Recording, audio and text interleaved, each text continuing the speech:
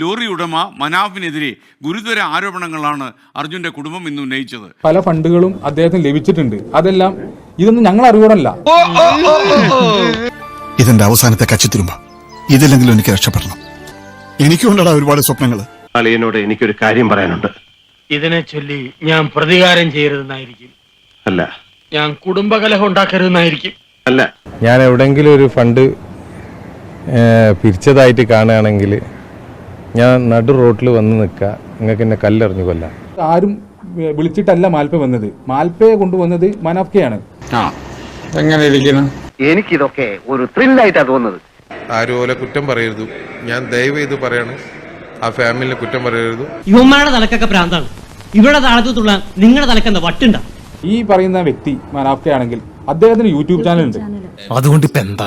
എന്നിട്ട് ഇവർ ഈ യൂട്യൂബ് ചാനൽ കൊണ്ട് ഈ അർജുനെ ലോറി പൊക്കുന്നതും ഇതെല്ലാം സത്യമായി പറയുന്നവനായി ഈ രാജാക്കന്ന്. മനാഫ്കയും മാൽപ്പയും പിന്നെ അവിടെ ഡർജറും വെച്ചിട്ടൊരു നാടക പരമ്പരയായിരുന്നു. എന്ത് പ്രഹസനമാണ് സജി. ആദ്യത്തെ രണ്ടാമത്തെ ദിവസം ഈ ഡ്രഡ്ജറിന്റെ എല്ലാ എഫേർട്ടും ഈ ഈ മാൽപ്പയെ കേന്ദ്രീകരിച്ച് പോയത് കൊണ്ട് 2 ദിവസം നമുക്ക് നഷ്ടമായി.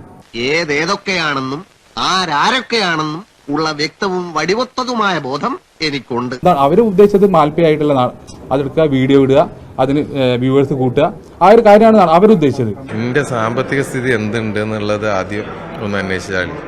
ഒരു യൂട്യൂബ് വരുമാനം കൊണ്ട് ജീവിക്കേണ്ട ആളൊന്നല്ല ഞാൻ. മനാഫിനും ഈശ്വർ മാൽപ്പയ്ക്കുമെതിരെ കർണാടക പോലീസ് കേസ് രജിസ്റ്റർ ചെയ്ത് കഴിഞ്ഞു. വരാനുള്ളത് വഴി തങ്ങില്ല എന്ന് എഴുതി സമാധാനിക്കാൻ.